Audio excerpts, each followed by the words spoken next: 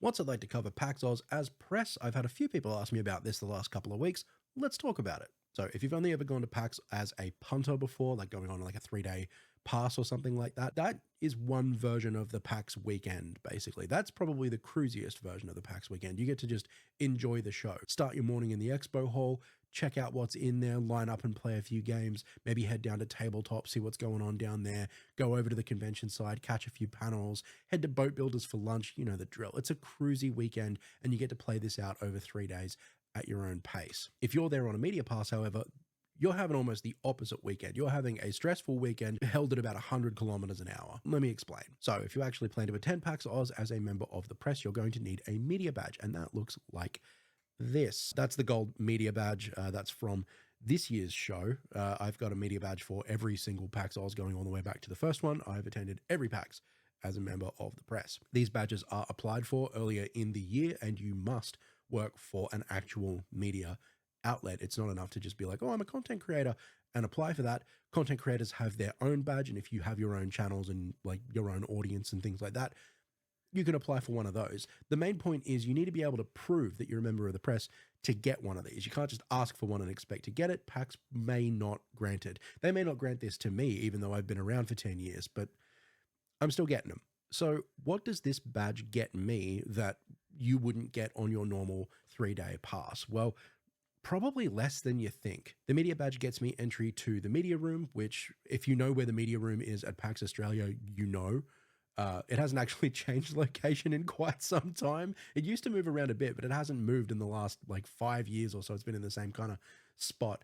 It's very obvious where the media room is, but at the same time, we don't really talk about where it is because like people can be weird. They can hang around outside, like lurking for people. Like if somebody sees Ruby or Steph from Back Pocket go in there and they want like a photo or an autograph or something like that, there's a tendency for people to like lurk around the entrance of the room to try and catch them when they come out.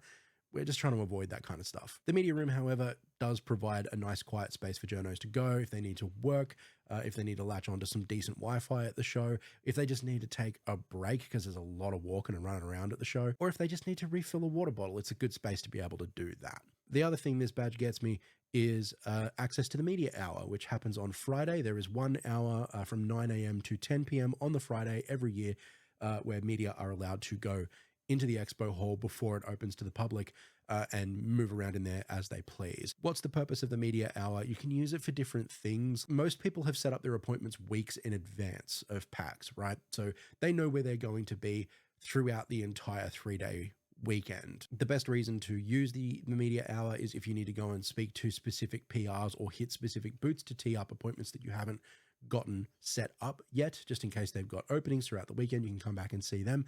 Alternatively, you can also use it to play a game that you think might have a long line on it, because believe it or not, even though you've got a media pass, it does not allow us to skip the lines. We can't skip the lines. People think this badge lets us skip the lines. It never has, and I think that's actually a good thing. Take, for example, my friend Leah from Games Hub. I was talking to a friend at the Sega booth before the show opened during the media hour this year, and Leah blasted right past us both because she really wanted to play 2 Point Museum before the show opened. She knew it was going to have a long line on it. She wanted to play it so she could get back to the media room and write up a preview on it. That's a good use of the media hour. I was also talking to my press contact at Sega, just making sure that like I had everything I needed for the remainder of the year, just letting them know which games I was keen to check out for the remainder of the year and get some FaceTime with them as well. It was the first time I'd gotten to see my Sega contact since the end of the old site. So it was really cool to see them as well. So depends on what you want to use it for, right? Like if you've got a game you want to play, make sure you get over there and play it before people come in and there's a long line to play it. Or if you need to do a bit of networking and just catch up with a few key contacts, you can do that too. It's an hour. It's not a long time. You've got to make the most of it. It only happens on the Friday as well.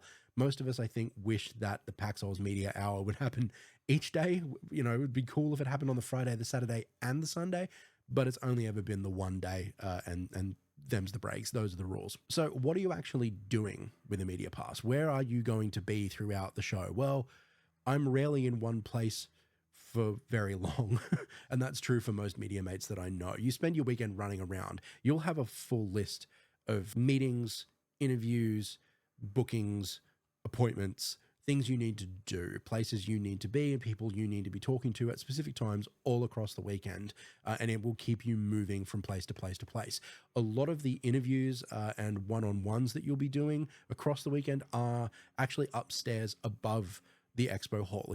While you're in the expo hall, if you actually look up, you'll notice rows and rows and rows of meeting rooms that look out over the expo hall floor. That's usually where we are. We're up in those rooms talking to key personnel, game devs, people from studios, producers, that kind of thing, getting our interviews, getting our content. And then from there, it's straight back to the media room to file. While I was at Kotaku Australia, most of my PAXs were spent hitting the expo hall floor, getting among the indies, talking to the indies, playing their games, looking for stories, looking for stuff I could turn into a blog. And once I got one of those stories, I'd be straight back to the media room, bash out a 300 or 400 word article on it, get that filed, get it up on the site, and then I'm back on the floor again. It was very like in and out, in and out, in and out. Definitely not enjoying the PAX Aus weekend the way many other people do. If I could just take several hours to just enjoy the show and like go to a panel and sit down. Sometimes I have done that. If I've had an hour to kill, very, very rare occurrence, but in the instances where I've had a little time to kill, I'll just go pick a panel. I'll pick a panel that looks interesting and I'll go in and I'll sit down for a little while, take a load off for a second. If there's more you'd like to know about the PAX Aus Media Pass and how it works and all the rest of it, get in the comments, ask your questions, let me know. I mean, I've told you the sort of broad strokes of how this pass works, and that's really, it's kind of really all there is to it. It's very, very simple. But if you do have more questions, get in the comments, let me know. I'm more than happy to answer them. You guys know I'm an open book on this kind of stuff. That is it for today. I'll catch you in the next video.